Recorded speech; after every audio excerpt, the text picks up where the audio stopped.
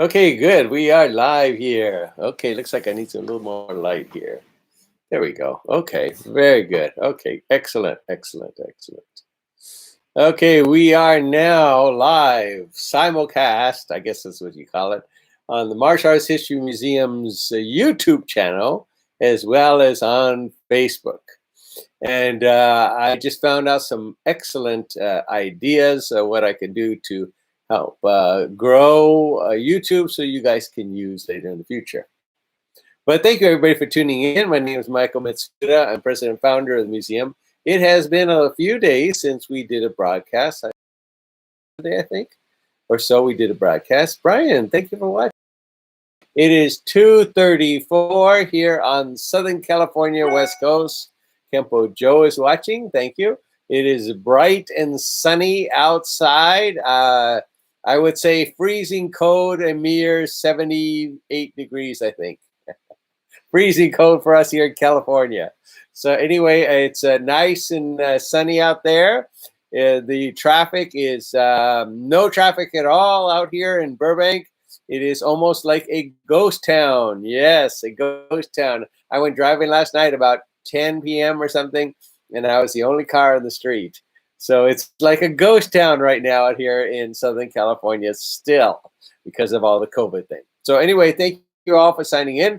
Troy Ransom, thank you for signing. Troy Ransom says, how are you doing, Michael? How's everybody? Have a good Wednesday. Today, again, is Wednesday, February the 3rd. So February the 3rd, 6 more days, and we'll be celebrating the February 9th earthquake that happened here, I believe, 1971.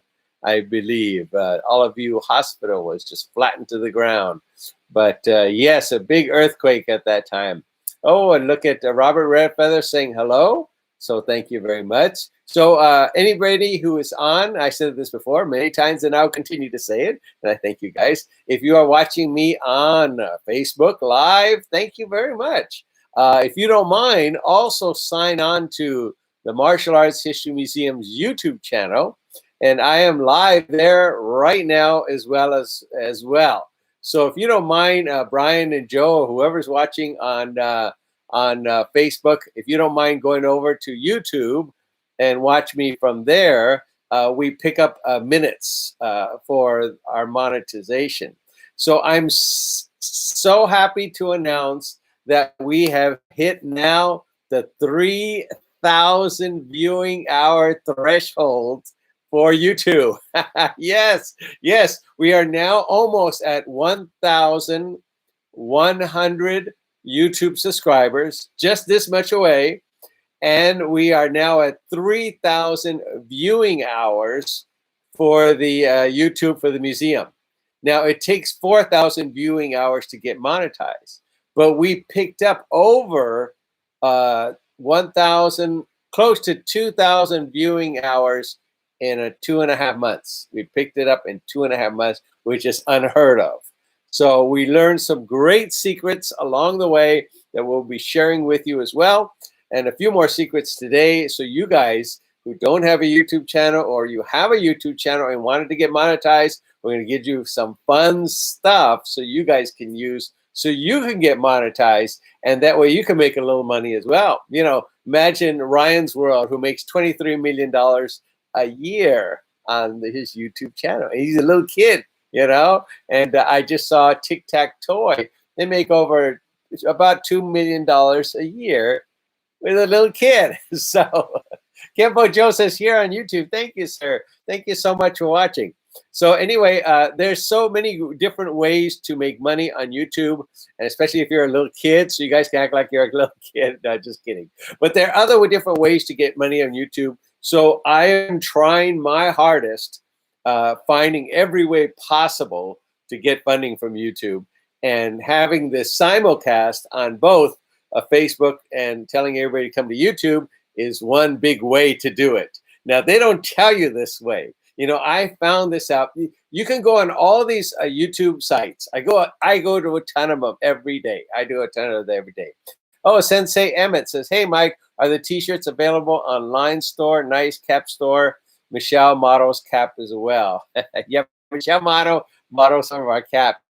The T-shirts are not online. No, nothing really is online for the museum. On Amazon, we have our books and our DVDs. Why? Because they manufacture them for us and they send them out. That's the only reason we have them on there. We haven't put anything for sale on the Martial Arts History Museum store itself. However, we are actually getting ready to do that. We are photographing our brand new set of hats, and we are not going to put our T-shirts yet. The reason why, we have a bunch of T-shirts here, maybe just the one T-shirt. I think that one. We have about 15 different variety, but they cost so much to print, and you got to print a lot of them. We got no place to store them, and they don't sell, like they do other places, and so we haven't ordered any. So what we're going to do is we're going to put the just the caps online very soon. In just a couple of weeks, we're working on it right now, so that's going to be pretty good. So thank you for mentioning that, Sensei Evan. So how do I get a T-shirt? Wait a little while. We're getting our shopping cart and all that ready. So we're getting that ready, and people can order that very soon. Keith Casey, wow, I made it to YouTube Live. Thank you, Keith. Very kind of you. Beautiful Keith Casey. Thank you so much. What a talented individual he is. So anyway, thank you everybody for tuning in. So one way, before I talk about anything else, I found another way to get things, to get your YouTube channel, to get more people watching. We just discovered this, which was pretty cool. And again, if you go to other YouTube channels, which I do all the time, and it says, get 1,000 subscribers in one day. Yeah, right. And it says all of this stuff. You can get, 1,000 viewing hours or this in 1 week. It's not true. None of it is true. And you go into it and they say, oh, just make your graphics better or make your thumbnails better. Yes, it's good to make that better, but that's not going to get you the viewing hours and the subscribers you need. Okay. Now we talked about a couple of the viewing hours, how to do this stuff, but another way I found out that worked out great, okay, was using your event page on Facebook. Now, what I mean is we just released a biography of Fariborz Ajak, one of the founders of the museum, a guy that just helped me galore start this museum. And what we did is we said, okay, we're going to go to Facebook and we're going to create an event. And then we're going to announce to everybody that our new video is coming out. So we announced the Fariborz Ajak's biography will be coming out at this time, and we're going to do a little live broadcast to announce it. So that's what we did. We set it up just like a day before, and then on I think it was Monday we set it up. It's going to be released at 12 noon, I think, 1 o'clock. And then so we got on there and announced it to everybody. And then in our friends category, when you do an event, you can select all your friends at once. So instead of notifying each friend one at a time, I create an event in Facebook. I tell them I'm going to be doing a little video on Monday or whatever. And then I select, invite. Okay, I click the button. And then it says friends. You hit all your friends and select all. So I selected all my friends. And just like that, they all got a notification that I was going to make an announcement to release the new video online on Monday. So that's what we did. We released it. We sent it out. So Monday came. We did a little video. Here is the new video that just came out. Please enjoy. I grabbed the link. I put it on the page. And just like that, people started watching like crazy. So we got, I think, 75 viewing hours. No, I'm sorry. Over 125 viewing hours from that announcement for people that are watching. 125 viewing hours. So people were watching galore and watching Fariborz's new video. So it was a way to send out a mass email, so to speak, on Facebook without paying for it, and that make an announcement about your video. So that really helped us a lot, and that got us up to now about 3,000 viewing hours. So we just got 1,000 viewing hours left, and we are set. And then we go for approval. Hopefully they will approve us, and that'll be fantastic. So that'll be wonderful. There's a question here. It says, let's see, Anita, to get views since Black History Month is this month. I hope to make a video of martial arts pioneers, champions, icons who are African Americans. We have tons of videos right now we've been working on. So everything has to wait till these are done. Maybe next year. But right now we are swamped. So, the staff is just me.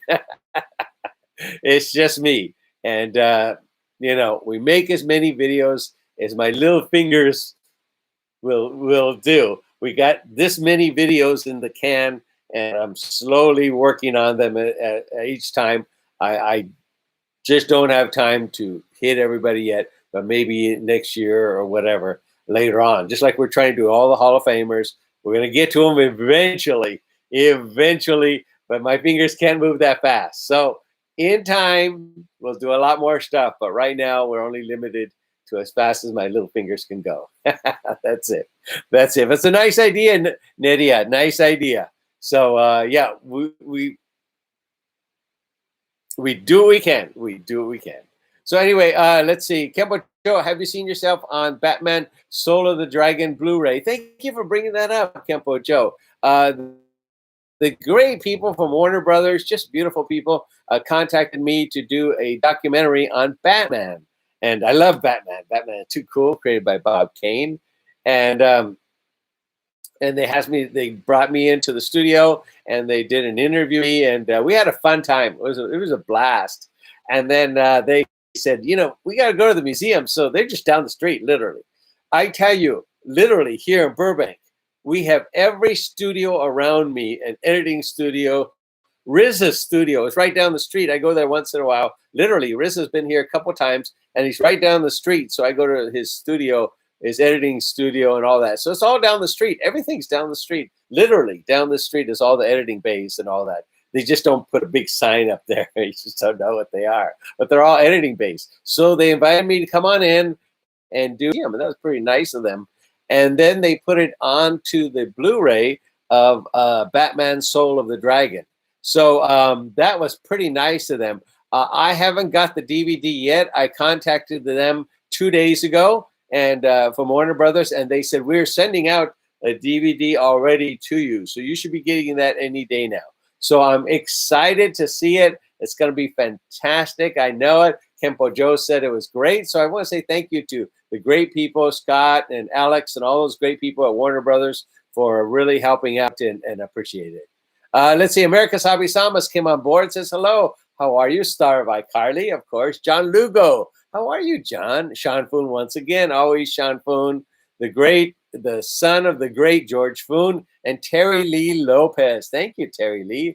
And you guys, all of you who have signed on Facebook, thank you again. If you don't mind to also sign on through YouTube, the Martial Arts History Museum channel, and go to our YouTube there and watch me there live. And that'll be great because we accumulate the minutes if you watch us over on YouTube rather than on Facebook. So we could do that. Nadia has another question. Will there be a biography video of Malia Burnell and Karen Shepard? I go way back with these guys.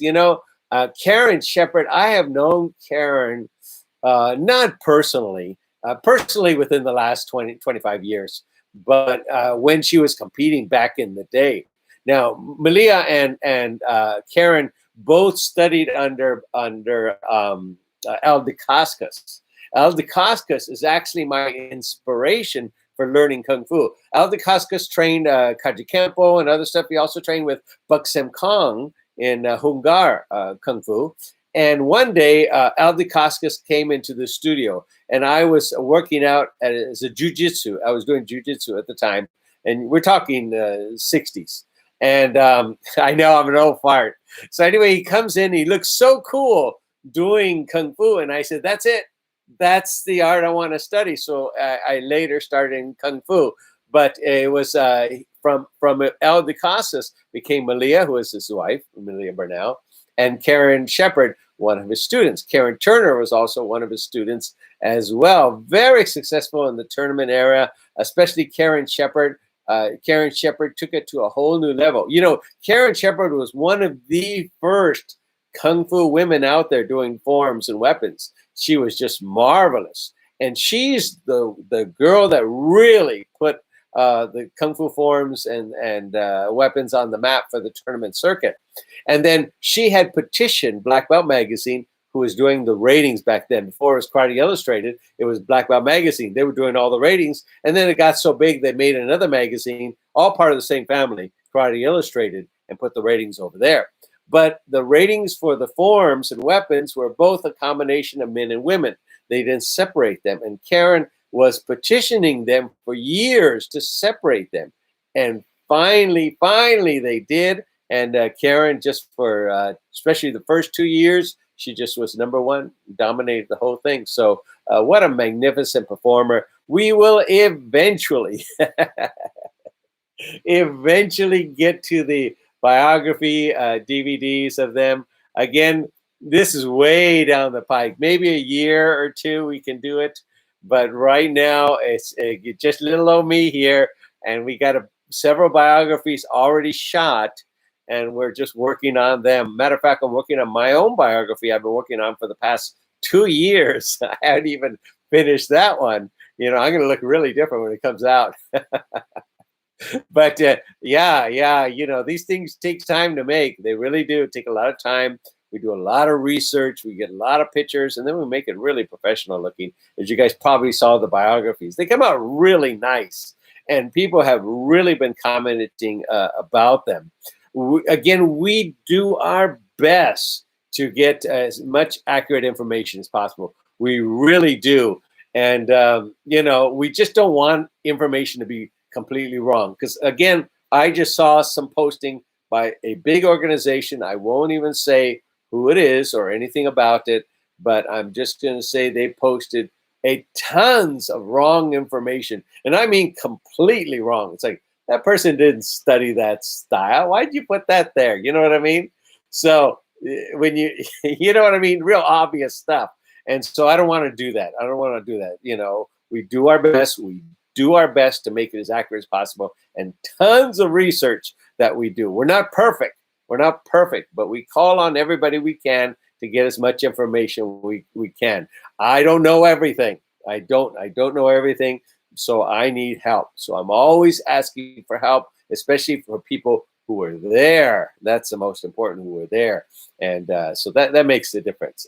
And so anyway, we do our best. We do our best. So yes, one day there will be one on Malia and Karen, but probably in another year or two. Again, everything's backed up for a while. And I'm trying to get the older people, Fumio Demura, the Takabota, and those done before everybody else, you know, just in case before everybody else. So I'm trying to, and this COVID has really put a hamper in everything. So we'll see. Robert says, hey, Robert, how you doing? It's good to see you. Robert McCulloch. He says, hi, Michael. I am fashionably late. That's okay. That's okay. Kempo Joe says, you bet. Okay, probably about what I was talking about. Nadia says, what about the biographies of the ones who passed away? Excellent. Thank you for bringing that up, Nadia. Excellent question. Nadia, I'm sorry. Nadia. Yes, we have actually, you know, we had actually produced a series of 5-minute videos, something like 10 minutes, I think, of tons of pioneers about their life and many who passed away.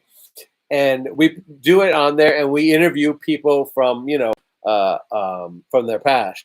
But it was a quick little one and it was done for presentations. So when we honored them, we showed the video and then presented them or their family. So we're going to do that as well. You know, I'm already working on Ark Wai Wong's biography.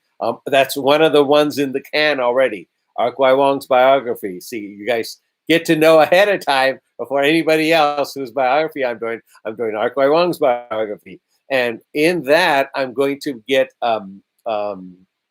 interviews from people like his students, Doug Wong, Albert Leong, you know, Carl Totten, many people who are able to study under Ark Wai Wong. So of those who have passed away, I am least thankful we have pictures of them and videos of them that we're going to use on there.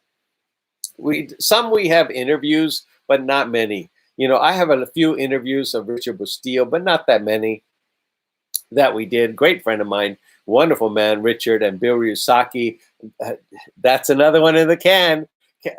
See, I'm spilling the beans. Bill Ryosaki's interview we're doing as well. I try to devote a little time of each. I've got like 5 biographies going all at once. And then I'll work on one for a few hours, then work on the other one a few hours, depending if I get more information. Because I reach out to people and I say, can you send me this? And I have to wait till they send it to me. So I work on another one. So I've got about 5 going at the same time right now. We had shot a few others. We got in the can and we're trying to get those out. And hopefully we'll get a bunch out this year. But we have a lot of them almost ready to go. Almost ready to go. Mine is almost done. It's almost done. I'm actually on the last 10 minutes of mine. I just worked on it for a few minutes and put a little time on my own biography. And I would like to reshoot it again because I look so different since then. But anyway, I'm working on that as well. So yes, we're going to do all those who have passed away. Definitely. Many of them were here at the museum that were, still alive back then. So I'm very thankful for that and got to meet many of them. Arkwai Wong and, Bill Ryusaki, dear friend of mine. Cliff Stewart, we did Dave for Cliff, and Cecil Peoples. We did the Cecil Peoples biography, which was fantastic. I hope you guys got to enjoy that one. Cecil Peoples, and one of my dearest friends. Matter of fact, my teacher in kickboxing. He was my kickboxing teacher back in the 70s, I think. No, in the 80s. In the 80s, right? In the 80s. So many people that we've honored here, and we're able to do a little bit of video on them. So we're going to do as many as we can, as much as we can. So fast as my fingers would go. Let's see what other questions. Robert says, always good to see you. Love the history stories on the martial arts. It's kind of fun to talk about that, because not everybody got to be there, but we can relive it a little bit, through somebody else talking about it, and I always thought that was fun. Even though in the 60s, I was still quite young, I was still part of the martial arts and still part of learning a little bit here, meeting someone here, meeting someone there, and having a lot of fun. Wally J used to, a beautiful man who come to our seminars and here at the museum, and he used to hold Hawaiian Lua. You know what I mean? A party in his backyard, and Bruce Lee would be there, and everybody would be there, and he'd have, you name it, out the Costco's, everybody would go to Wally J's events. Now, I was too young to go back then, but I remember when he threw those events. I also remember the Golden Fist Awards. Mike Stone, remember Mike Stone? Mike Stone used to throw these award shows called the Golden Fist Award. They were like the Hall of Fame awards, and he had a really cool thing he made of a fist. And that was pretty neat, the Golden Fist Award. So that was pretty exciting. I was still too young to go to the Golden Fist Awards. I was 13, 14, something like that. Still too young to go to it. But later on, when I got a little older, when I got in my later teens, I was able to go to events because my school, Buxom Kong School, was going to events and they were hosting events. So I got to see that, which was pretty cool. So, one of the things I got to see, which was great, was when in Kung Fu in the 80s, I think it was, or 70s, I can't remember. 70s, right, the 70s, when Wushu came to America. Yeah, Wushu came to America, and Roger Tong and all those guys brought Wushu to America, and we had never seen anything like that, never seen acrobatic style of Kung Fu, and it was very unique. And some of the guys, you weren't allowed to take videos back then. There were no videos, but you weren't allowed to photograph it. But a couple of the people snuck in a 8mm projector, and they shot the whole thing, and they brought it back so we could all enjoy it. So it was pretty exciting to see. So anyway, let's see. Have you contacted Emil Farkas? He is a great historian. You know how many things in martial art he can help. We have contacted so many people to help us at the museum. We cannot twist people's arms if they don't want to offer any help. What can I do? John Corcoran was a beautiful man, lovely man, who continually, without me asking, continually offered his help to help the museum provide as much history information as possible. John was a great, great man, probably the greatest historian the martial arts ever had. Just a dear, dear friend. We developed such a great friendship over the years, and without any asking at all, he was there to volunteer his help. He proofread my books without any cost, and he was always giving. He was here at the museum, if not physically here, he was donating every single month a good chunk of money to help out the museum. So even though there are a lot of people out there, you know, it would be nice if they would offer their help. But if they don't offer their help, I can't hound them down. You know what I mean? You know what I mean? So we do our best. We do our best. If they want to help us, there they are. They'll be with us and help us out. And I have asked many of these people many times, but what can you say? I don't name names. I don't name names. But if they want to help, they help, and they don't want to help, there's nothing I can do about it. You know. But John was an amazing man. John Corcoran was an amazing man who never, he would call me all the time, and he would always be there, right there to help me out on history and finding information and really looking up things for me in the martial arts. I was so sad that he passed away. I was just devastated that he passed away because he was just my right arm in history information. So even though I lived it myself back in the 60s and got to see all these guys myself, especially in the Kung Fu area, you know, I specialize more in the Kung Fu area because that's where I grew up with. And I grew up with all these Kung Fu guys when they were nobody back then. And so I got to know that very well. John was more into the karate guys and knew all of them quite well. So John was very helpful, and he always offered his help without even question. He was always, Michael, what can I do for you? Let me get you a history of this. Let me find you this, and let me research this. And what do you need? And he was always there for me. I can't hound anybody to do that. You know what I mean? If they're there, they're going to help. They're going to offer. If they're not going to help, they don't offer. What can I say? So anyway, I don't name names. Okay, what about biographies on the Karate Kid martial artists? Sean Kanan, William Christopher Ford, etc. All very experienced martial artists, part of a movie with a huge impact. I would say probably 5 years from now. I have to get the biographies of the Hall of Famers and significant achievers first. They're the priority, and first. We do little stuff on YouTube, which is kind of fun for those guys. And right now, YouTube is the biggest place and the funnest place for doing short little things with the Cobra Kai and the Karate Kids, stuff like that. But as far as a regular biography, probably 5 years or more down the road, guys. We still have tons of Hall of Famers we got to get to, and before they pass away. So we got to get to those. Okay, let's see, any more questions here? So let's see. Okay, what else about the martial arts history? Let me see. Yeah, Kung Fu has been my main thing, even though I lived through the other eras, got to see the Blood and Guts era, was at the Long Beach Internationals when it was in its heyday. My God, what a great time that was. And got to see all these guys in tournaments. You know, I think the interesting thing was the transition into kickboxing. Back in the 70s, I know I'm still dating myself. I'm lucky I have dark hair still. You know, I'm lucky I don't dye it or anything. Thank God I still have some hair left. You know, what can I say? But anyway, back in the 70s, you know, I was doing martial arts, and there was in the tournament realm, it was the point fighter was the big thing. You know, they call it the Blood and Guts era. And these guys would fight without pads first. Then later pads became very popular, and everybody started wearing pads. And so these guys would fight, and they'd fight really hard. You know, they break ribs and all that. So it was a really hard fighting, but it was still point fighting. You know, it was a point fighting. It's you hit the guy at a certain place and you get a point. and they go break, and then they go again, like in the Karate Kid movies and all that. Well, in the 70s, later on, around 72, 73, something like that, they wanted to get into a thing called full contact karate.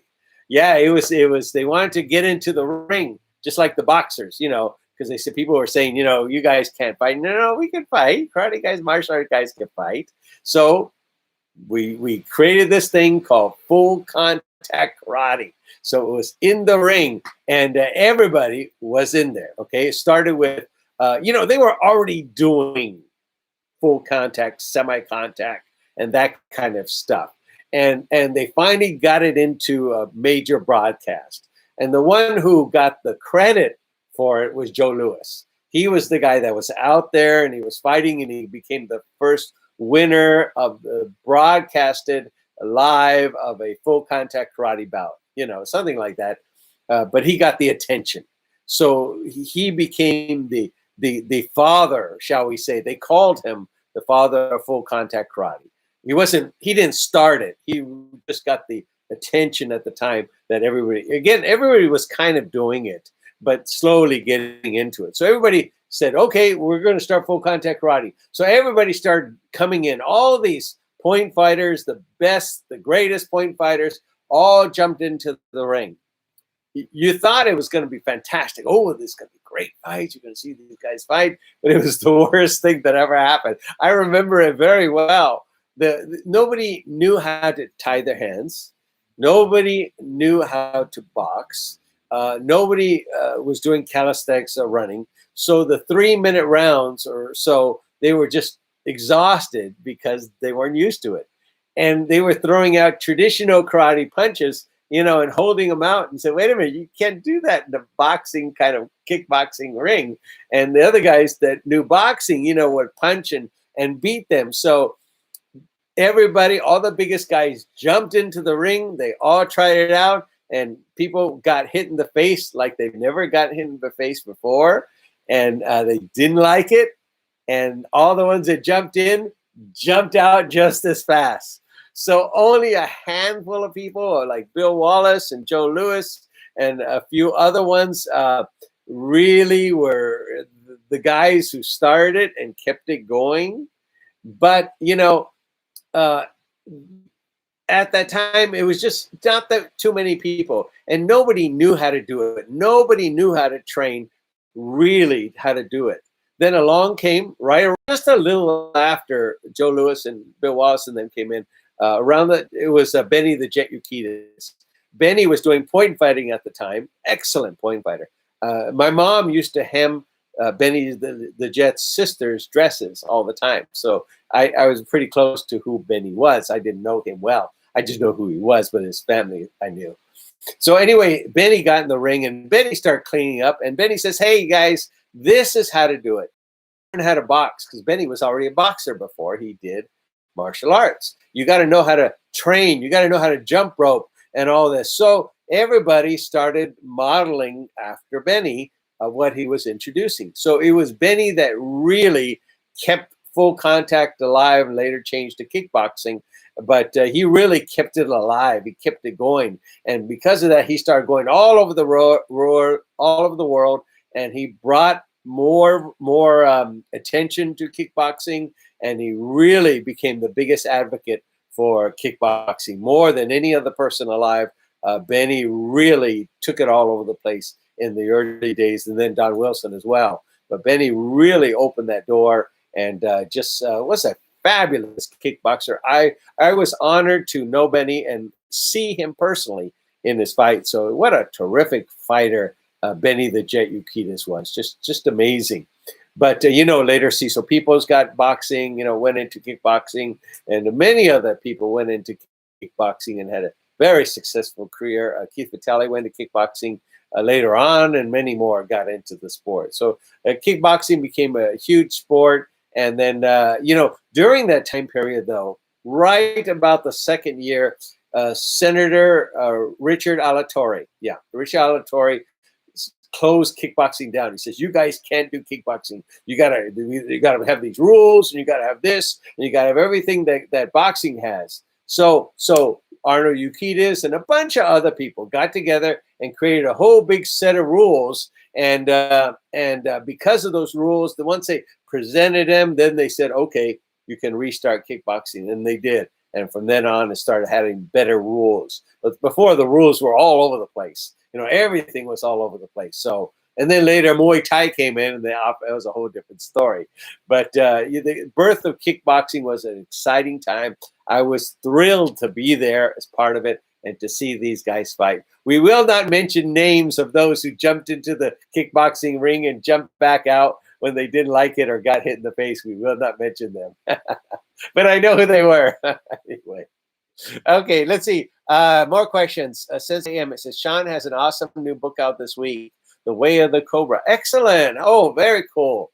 Very cool. Let's see. Robert says, I just started Tai Chi yesterday and Taekwondo the other day. Congratulations, my friend. I think learning other arts are fabulous. My art, I started in Judo because that was it. In the 60s, there's no other art. Really. There was one or two karate places, but good luck finding them. Taekwondo places, good luck finding them. Judo was the most popular art, so that's what I took, and then later jiu-jitsu. But actually, I took kung fu right kind of in between that in the starting days.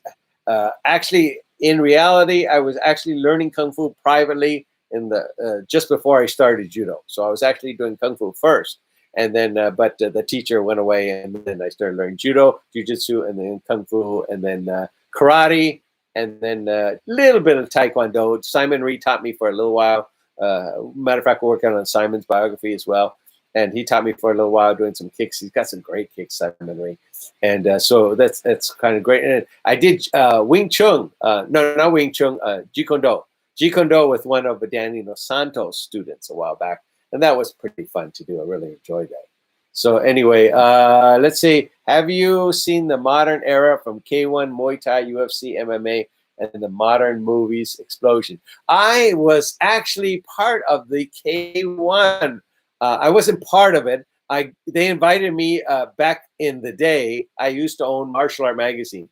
I wrote for the magazines for 20 years. I wrote for Inside Kung Fu, and I wrote for Black Belt Magazine for 20 years.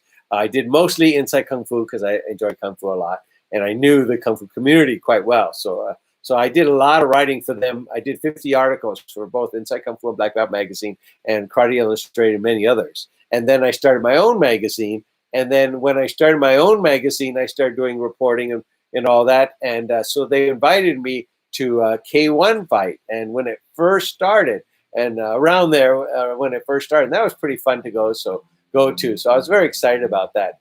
Let's see, Muay Thai. I have seen, yes, I was there in the early stages of Muay Thai when it came to America. Sensei Cecil Peoples took me there. He was a referee. And I remember when they were throwing chairs and everything in the ring. So being part of Muay Thai fights was a lot of fun, pretty entertaining. UFC, I've never been to a UFC match. Never been to one. I'd like to go. I would like to go. Let's see. Robert says, true, Benny was amazing. Benny is still amazing. Benny is still amazing. And so is Don the Dragon Wilson. My God, what a terrific fighter, Don the Dragon Wilson. I think he has the most wins ever or something like that. He's just a huge champion of the martial arts. And he came around the same time period, I think just right after Benny. So I think it was Joe Louis, and then just they all overlap. But I think then Benny, then Don Wilson. But again, they all kind of overlap around that same time period. Kempo Joe, what was your funniest inside IKC, inside Kung Fu? IKC? What is IKC? I'm not sure story. I'm sure my funniest IKC. What is IKC? Inside Kung Fu or what? I don't remember. Let's see. Robert says, and Don the Dragon Wilson, Bill Superfoot Wallace. Yes, Bill Superfoot Wallace was there earlier. He was the founder, one of the founder guys. He was there. If you got to say that two guys were really in the beginning, three guys, it was, you have your Joe Louis and you have your Bill Wallace and your Jeff Smith in the very early stages. So great fighters, tremendous fighters. Let's say Robert says, yes, I know what you mean. It was only judo around the 80s when I first got into martial arts. Sensei Emma says, you would have to be a kung fu guy, being Cynthia business partner. She's the queen of wushu. Cynthia did many different arts. Actually, her first art was Taekwondo. No, it wasn't Taekwondo. It was Byung Yu's art. Harangdo. Harangdo was Cynthia Rothrock's first martial art. That was her first martial art. And then later she got into Eagle Claw Kung Fu, and then later got into Wushu. I think she trained with Roger Tung. And then, she first started in Harangdo. That was the first art. Zhou Bang Li. She studied under Zhou Bang Li. So, she has a mixed variety of different martial arts that she learned. Let's see. Robert says, I tried karate, judo, ninjutsu, Wing Chun, Kung Fu. I won't try them all me. You got to try what style you like best. What fits you best? I always say, someone, if you close your eyes and let us punch you, and you could tell us what kind of punch it was. Was it a kung fu punch, a karate punch, or taekwondo punch? Funny joke there, huh? Okay, let's say Robert says, he is yay, they both are. Right. Robert says, yeah, Don did 28 years. Just wow. He's still fantastic. Yeah, if you saw Don's video, it's actually out on Amazon right now, and he talks real in depth about that. So that's pretty good. Let's see. Kempo Joe talks about the internationals. The Long Beach Internationals. I mentioned this before, but the Long Beach Internationals was the place to go. There were a lot of tournaments out there, galore, but the Internationals was the tournament of tournaments. I remember being there for years and years and years. I remember judging there for years, and you had to wait in line. There was I would say maybe 80 to 100 competitors per ring. The forms division alone had I think, I don't know, 40, no, more than 40, at least 60 competitors. And we'd be there for hours as they competed till 3 in the morning. So it was a great time. The Internationals, Ed Parker was just so kind to me. I cannot say enough about Ed Parker.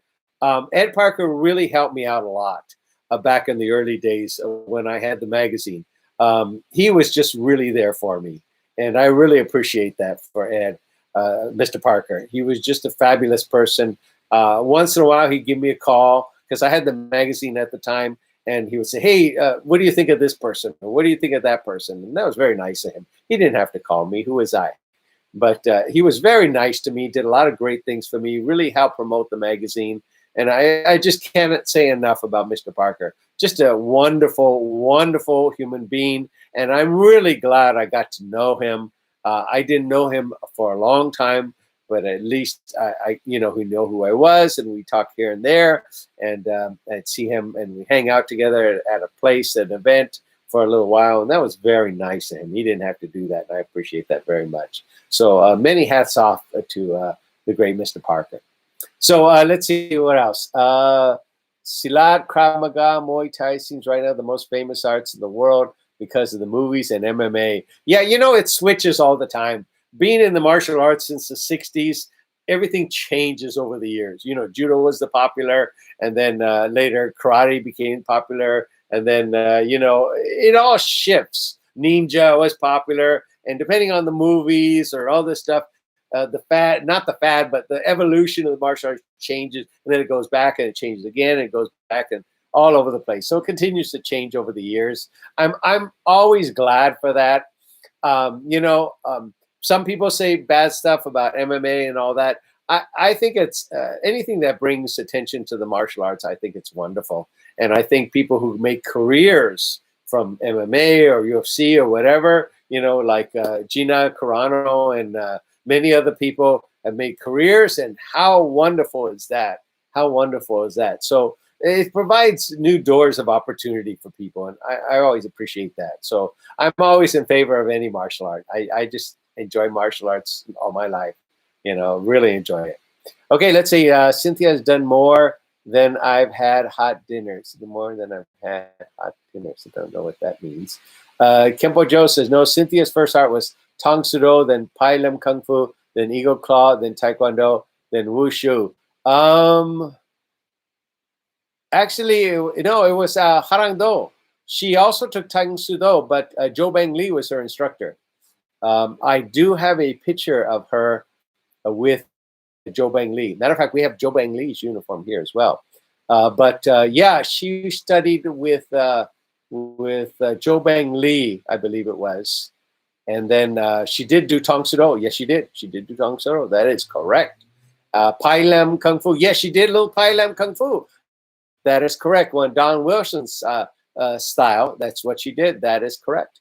Then Taekwondo, yeah, she did. You know, Cynthia did a variety of stuff. You know, she's and she's excellent at everything she does. Excellent. The only thing she didn't do was monkey kung fu. That's what I do. So anyway, I'm just kidding. But yeah, Cynthia did tons of different styles of martial arts, and again, she's just fabulous at every art she does. Every art she does, she's just wonderful. Let's see. Daryl says, I remember, Daryl Vidal, thank you for watching, Daryl. How cool is that? I remember 110 people in my kata division at the internationals. Right. Wasn't that fantastic? I know. There was just tons of people there at the internationals, and the best of the best. My God. Back when I was there hanging out and stuff, you had George Chung out there, and John Chung, and Stuart Kwan, and you name it, the best of the best were out there. And to compete against them, it was just amazing. So I didn't compete against them. My friends and everybody else competed. I didn't compete. I just went to enjoy and write articles for the magazines and stuff. That's all I went for. I competed a couple times, and I didn't enjoy it. So that was my whole career was about in tournament competition. Maybe 3 times I competed. That was about it. Anyway. Let's see. Sensei Emmett, I started Bach karate. Now just training in everything and have fun being a black belt with a permanent white belt. There you go. There you go. You know, you gotta have fun. You gotta do it, and you do what you like. Gotta do what you like.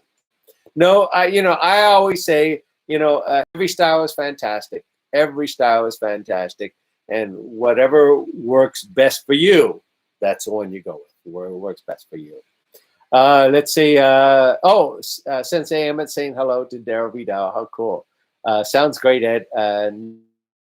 Were you when Donnie Yen and Donnie Jia were you there when Donnie Yen and Tony Jia doing their first movies in 2000? Yes, I remember those movies. I remember when Tony Jia first came out. You know, I thought he was going to kind of take over for Bruce Lee and everything else, but after a couple movies, he kind of disappeared. I don't know what happened.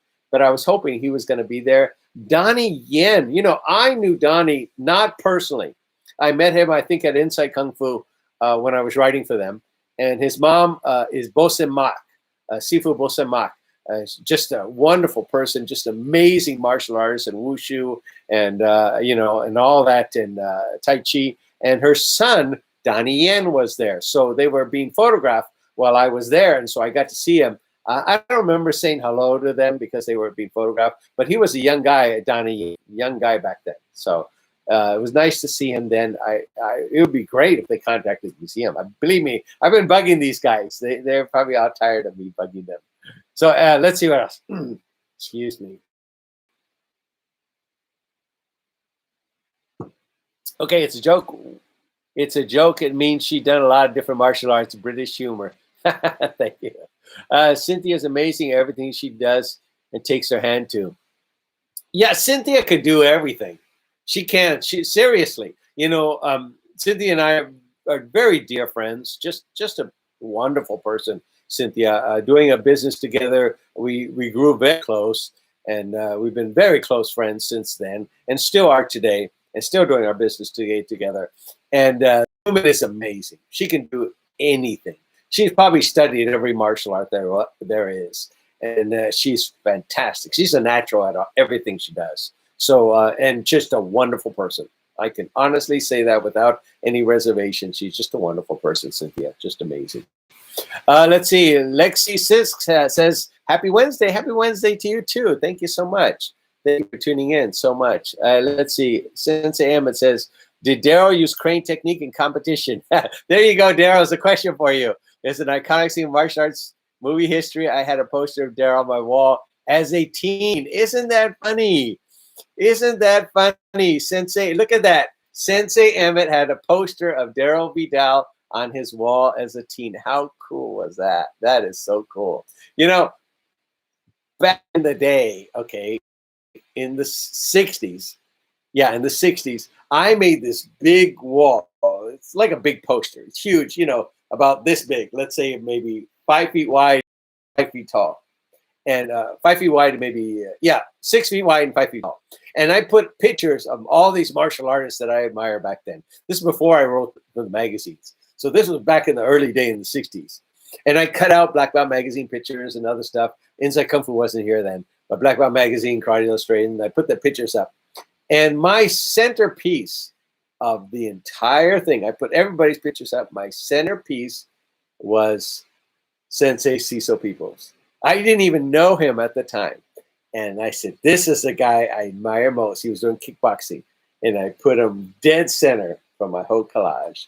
Lo and behold, a few years later, I'd be studying with him. And he'd become, I just talked to him, just literally talked to him just a few hours ago. Literally one of my best friends in the world, Sensei Cecil Peoples. So isn't that funny that I made this collage and I didn't even know who he was, and I put him dead center, and there he was, became my instructor. I had no idea who his name was. I didn't know who he, but I knew who he was because I see his picture and stuff, and I put him in dead center. That was kind of cool, but it kind of a little ironic, shall we say. Let's see what other questions. I can beat her words on Facebook. That's probably it. Let's see. Beat her on words.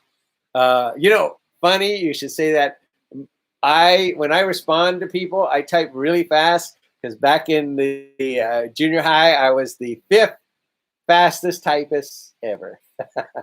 Back then we typed, but you had the carriage, a typewriter with a carriage. So you go like this and type like that. So not like today, you just keep typing and it, you know, returns for you. But back then, so I'm pretty fast typist. Anyway, Robert says, way cool, Daryl. That kick will go down in history. Yes, it will. Fantastic. You know, if you've seen Daryl Vidal and seen, I got to see these outtakes of him, and I posted them on here as well.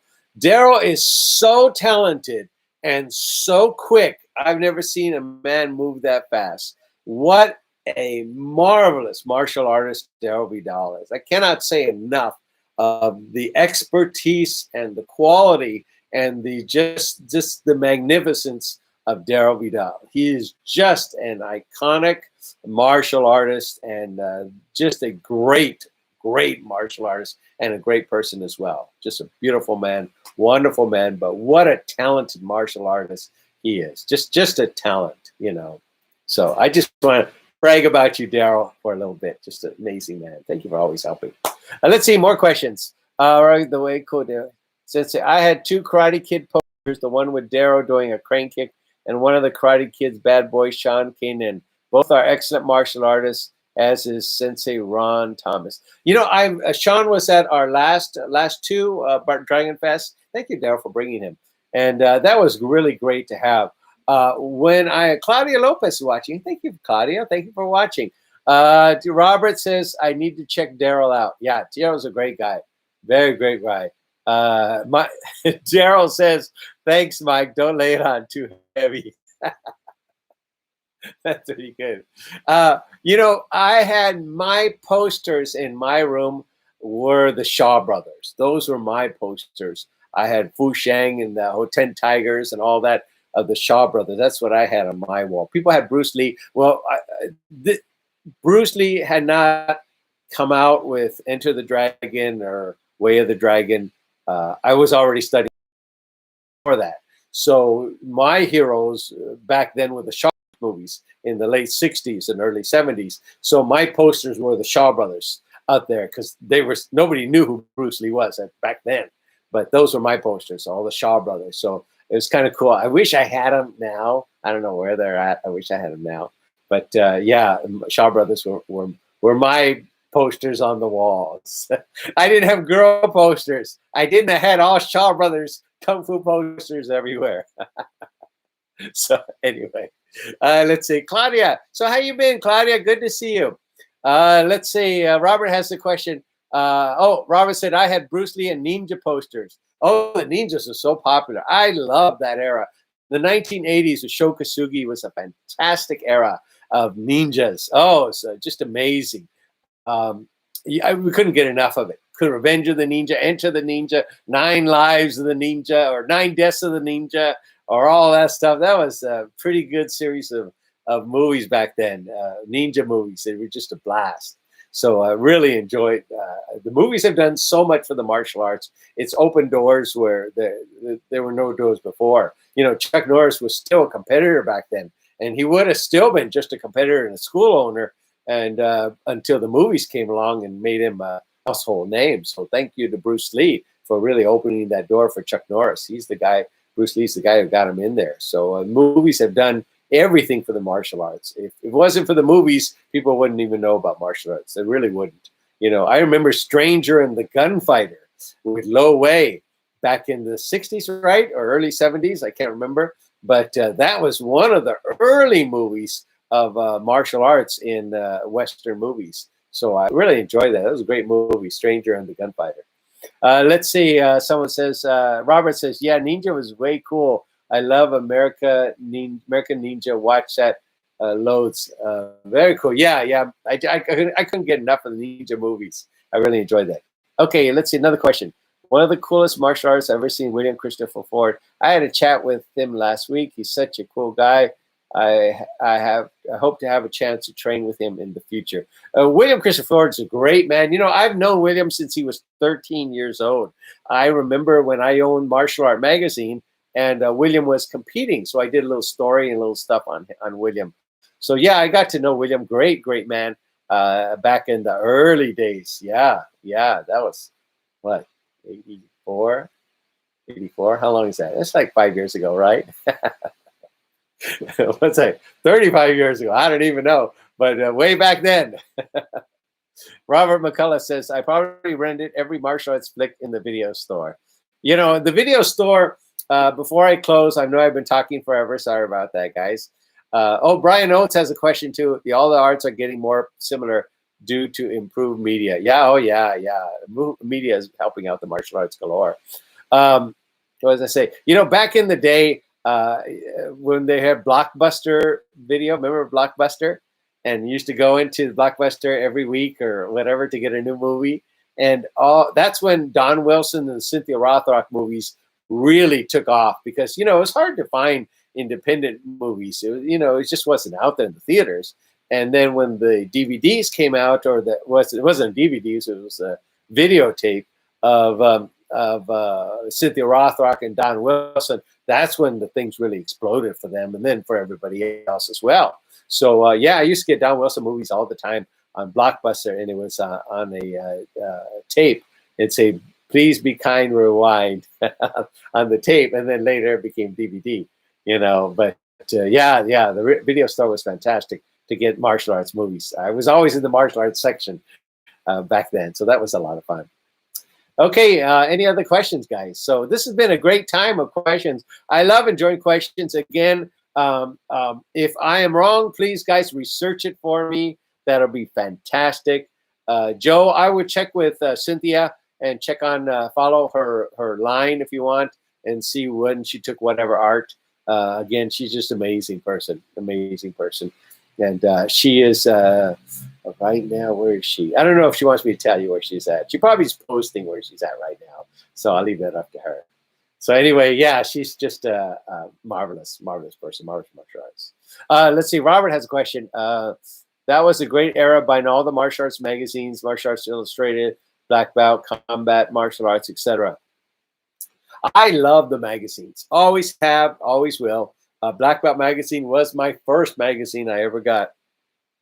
I really enjoyed that. Still enjoy it till today.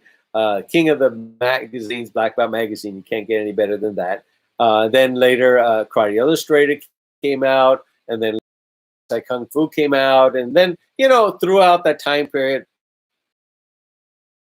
thousands of magazines that came out. My even magazine came out called Martial Art Magazine. That was my magazine. I came out back in 1984, and I lasted to 1988, and I sold it. Somebody offered to buy it from me, and then I sold the magazine to them. But I had a great time with my magazine. But magazines were the best. Right next to me is like thousands of magazines, literally right here. right over here. Thousands of magazines that you can people donate. Let's see. Sensei Ahmed has a question. Have you any martial art you'd like to try that you haven't tried yet? That's a great question.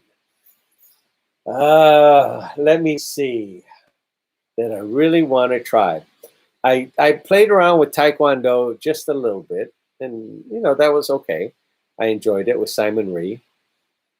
I did a little Jeet Kune Do. I never did stick fighting.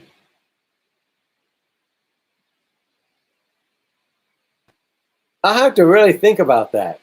I am doing right now. I did Hungar with Tiger Crane style, and then Monkey Kung Fu for 40 years, and then I did Tiger Crane style for about 20 years, and then I'm going back to Tiger Crane style. Actually, Crane style. I'm taking the Hungar, the Crane style out of what I learned and practicing the Crane techniques on my own right now. So I enjoy Crane style. But that's an excellent question. I'll have to really. Oh, you know what I really like to try?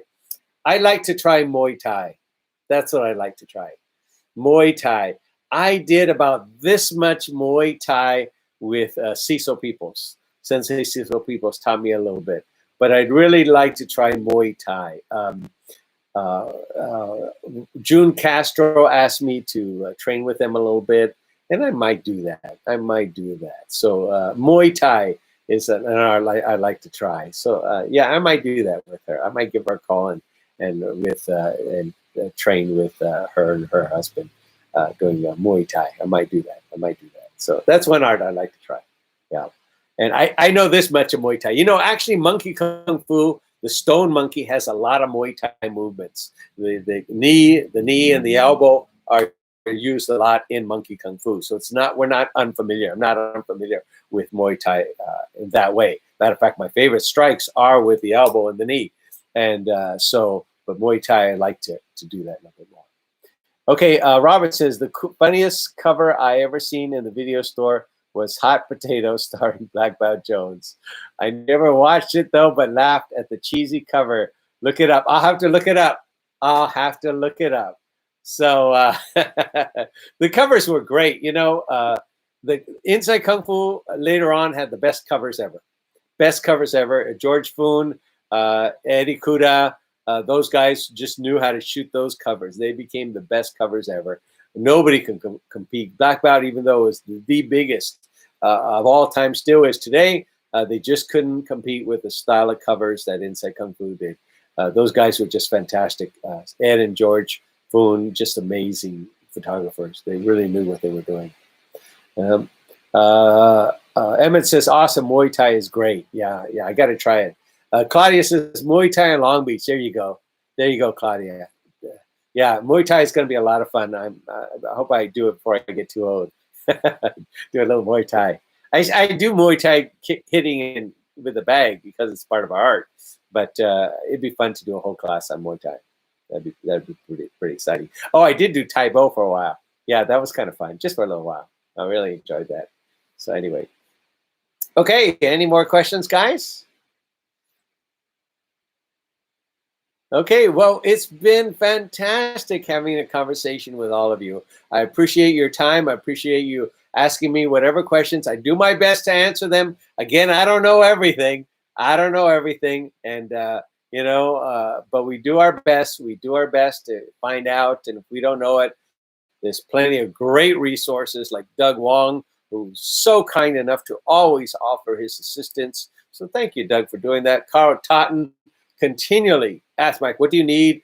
Let me help you. What can I help you? If you need any information of this, happy to do it. So I want to say thank you to those historians who just reach out to me and, just say, hey, either, I'm there for you.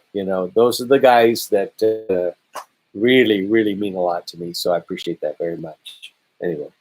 Okay, let's see. I think that's the end of the questions. Let me check any questions over here. Okay, that ends our simul broadcast on YouTube and on Facebook Live. Again, a double broadcast. Don't forget to subscribe to our museum channel, our YouTube channel, and that'll be fantastic. And that way we'll hit that threshold of 4,000 viewing hours. So we're doing everything possible that we can to raise money for the museum. And this YouTube is going to help us out if we reach that little area. Oh, Robert says, have you got the tiki working yet? The tiki is right here. Okay. So I'm gonna tilt this a little bit. Okay, there we go. Okay, here we go. Here's the tiki guy right here. Okay, see him? There he is. Okay, see him? There's the tiki guy right there. There's the tiki guy. Yes, he is working. However, I have gotten Americus Avisamas to do the voiceover. So right now he is recording the voiceover. And right next to the tiki, I'm actually going to carve 2 tiki guys to be right next to him. So kind of little decoration. So another thing on my agenda, if the biographies weren't enough, if it wasn't the YouTube enough, I'm going to actually be sitting and hand carving 2 tikis about this big to sit right next to them. So when I put them up, and it'll look a nice, decorative. So I got to work on carving those. So I literally have to draw the tikis, and then and then I got to carve it out of styrofoam and then clean it up, and then I got to paint it and do all that stuff. So I'm going to try to squeeze that in on everything else because I want to get the tikis up before we reopen, so to the public can enjoy the museum. So yes, tiki guy is working, but let me see here. Here, let me see. I'm gonna see if I can put them on right now for you. Let's see if it'll work. Here, let me plug it in. Right. Hold on, guys. I'm gonna venture to plug it in, and you guys will get a sneak peek. There we go. Okay, let's put them on.